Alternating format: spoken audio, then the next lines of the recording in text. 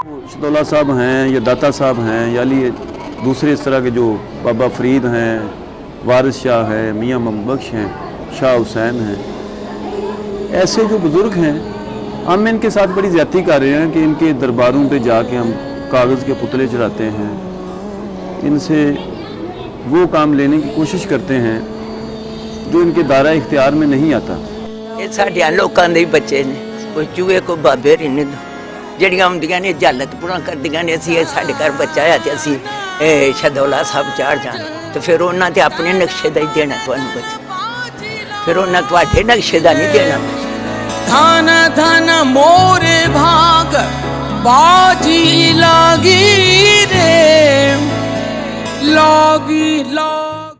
ये शहदौला साहब के हवाला से जो मनतों का सिलसिला है, इसमें सबसे जो स्ट्रांग कॉन्सेप्ट है वो है जो छोटे सर वाले बच्चे हैं, इनके हवाला से एक बड़ी मजबूत राय पाई जाती है लोगों में कि छोटे सर वाले बच्चे शायद हज़रत शाह दौलत दरियाई का जो दरबार है या इनकी जो रूहानी ताकत है उसके नतीजा में पैदा होते हैं, या शायद लोग आके यहाँ पे मनते मानते हैं, तो इसलिए छोटे सर वाले बच्चे जो हैं वो पैदा होते हैं।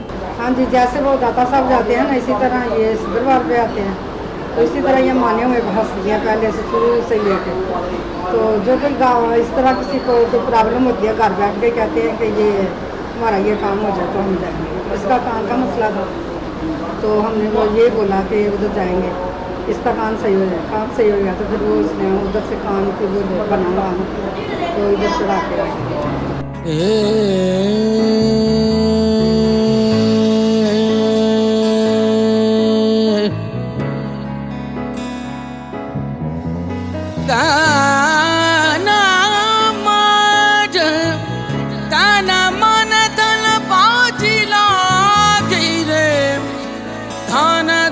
मोरे भाग बाजी लागी रे लागी लागी सब कहें।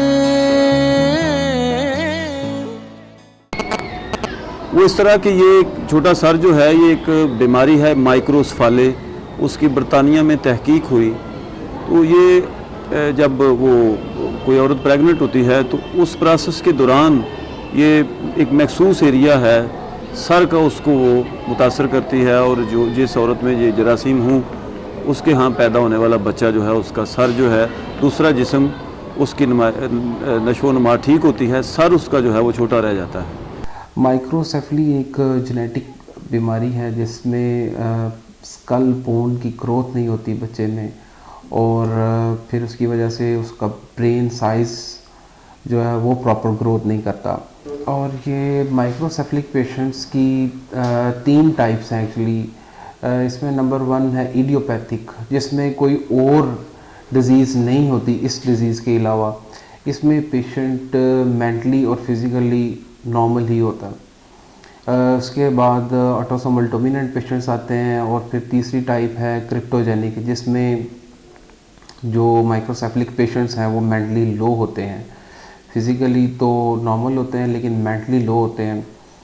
और इसका क्योंकि प्रॉपर इलाज नहीं है इसलिए ये पेशेंट्स ऐसे ही रहते हैं लाइफ लॉन्ग, और लाइफ के अर्ली लाइफ में वो अपनी जान गंवा देते हैं ख़ास तौर पे, क्योंकि ज़्यादा 20 to 30 ईयर्स में ये लोग नहीं 20-30 ईयर्स से ज़्यादा सर्वाइव नहीं कर पाते हैं।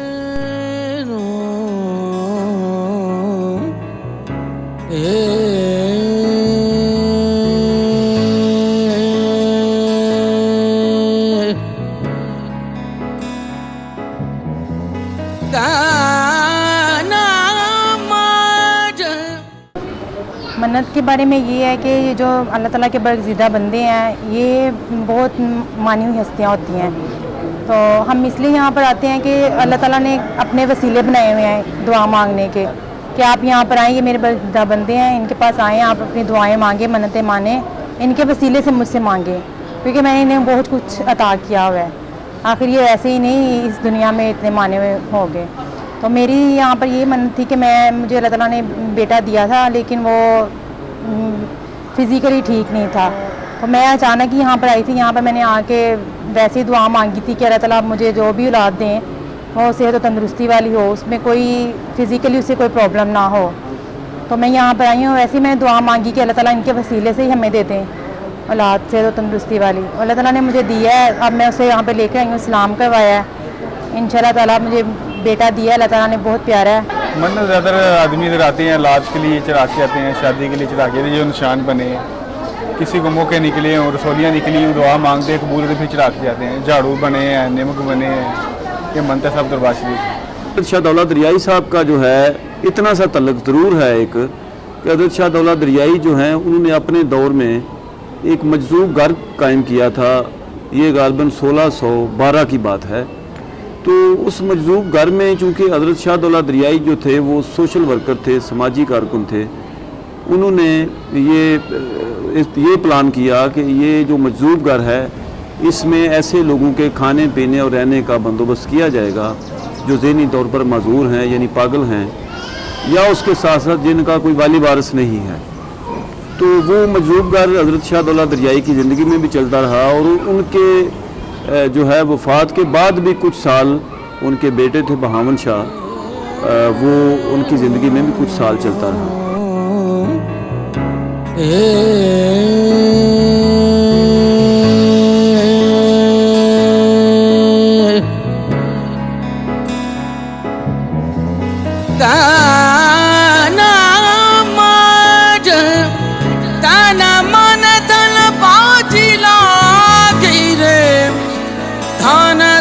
मोरे भाग बाजी लागी रे, लागी लागी सब कहें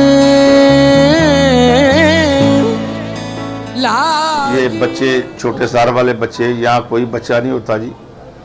ये बच्चे घरों में पैदा होते हैं, कोई यहाँ सर छोटा नहीं कर सकता ना बड़ा कर सकता है, जो करना है अल्लाह ताला ने करना है। तो ये लोग यहाँ जो को बच्चा आता है ये वालिदैन को वापस देते हैं कि घरों अपने घर में ले जाओ, जाके इसकी खिदमत करो। तो ये मांगने वाले बाहर से उठा लेते हैं किसी का बच्चा, तो बोलते हैं हम दरबार से आए हैं। ये बकवास करते हैं, झूठ बोलते हैं। ये तो गवर्नमेंट को चाहिए कि इनको पकड़े, ये क्यों बकवास कर रहे हैं गलत, दरबार के मतलब उलिया इकराम के मतलब क्यों बातें बना रहे हैं, ये सब झूठ बकानी है। ये जैसे हमारी मौत होती है ऐसे इनकी भी मौत होती है, दफन किए जाते हैं, जनाजा होता है, इनके लिए कोई जगह ऐसी नहीं है जो गायब होती है, ये सब झूठ है। मुझे एक ऐसी फैमिली भी मिली जो अहले हदीस थे, जो ये गालबन मरीद के रहने वाले थे, वो दरबारों को मानते ही नहीं सिरे से। तो उनके यहाँ भी बच्चा पैदा हुआ, वो किसी तरह मुलाकात हुई, तो फिर मैं इस नतीजे पे पहुँचा। और चूँकि और रिसर्च के दौरान मुझे ये पहले ही पता चल चुका था कि ये बीमारी है, ये कोई रूहानी करामत नहीं है। अगर दूसरे एंगल से भी उसे देखा जाए तो जो अल्लाह के वली हैं, ऐसे लोग जो हैं, ये बंदे को या मखलूक खुदा को अजियत में डालने के लिए दुनिया पे नहीं आते। छोटे सर का वाला बच्चा जिस घर में पैदा हो जाए वो सारी फैमिली एक बड़ी मुसीबत का शिकार हो जाती है। तो सो इस हवाला से ये शहदौला साहब के साथ बहुत बड़ी ज़्यादती है जो हम छोटे सार वाले बच्चे जो हैं इनके दरबार से मंसूब करते हैं। आप अक्सर सुनते होंगे कि जब छोटे सार वाले बच्चों की वफ़ात होती है तो उन्हें दरबार पे ले जाते हैं, एक मखसूस कमरा है, वो उधर ज़मीन में दफन। ऐसी सिरे से कोई बात नहीं है। आप इधर आए हुए हैं, आप तस्दीक कर लें, देख लें, इधर ना कोई ऐसा कमरा है।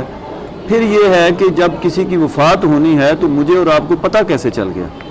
ये तो अल्लाह के पास मामला है कि किसने कब जाना है दुनिया से। सो ये बातें सारी कम इल्मी की हैं और तहकीक का अंसर ना होने के बराबर है, जिसकी वजह से ऐसे कॉन्सेप्ट, ऐसे ख्याल, ऐसी रवायतें हमारी सोसाइटी में पाई जाती हैं। डोले शाह के चूहे होते हैं जो घरों में भीख मांगने के लिए आते हैं, वो भी मुझे उसमें एक वायलेंस का पहलू ही नज़र आता है कि सुना है कि बच्चों को किडनैप कर लिया जाता है और उनके सर के ऊपर कोई लोहे का या स्टील का एक स्काफ नकाब चढ़ा दिया जाता है। बॉडी उनकी ग्रो करती है वक्त के साथ साथ, लेकिन उनका सर उतने का उतना ही रहता है और उसके बाद वो उनको घरों में भीख मांगने का।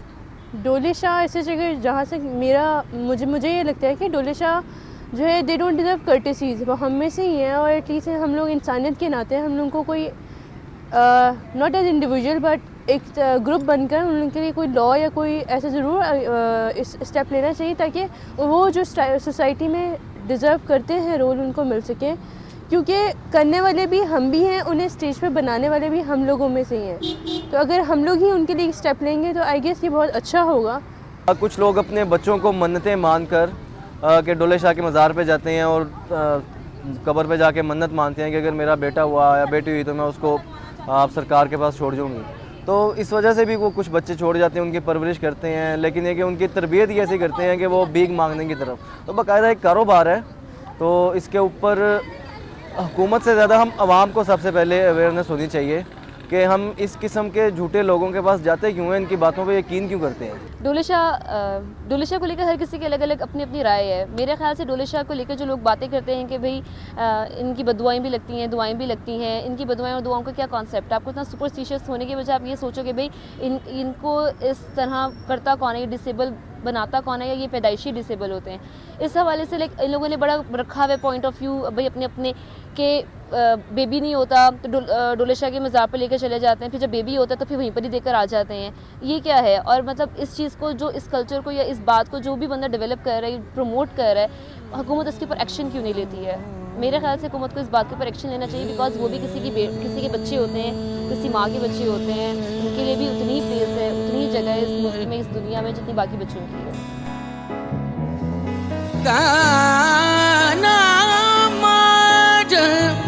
ताना मन तन पाजिला गिरे, धन धन मोरे भाग बाजी लागी रे, लागी लागी सब कहें लागी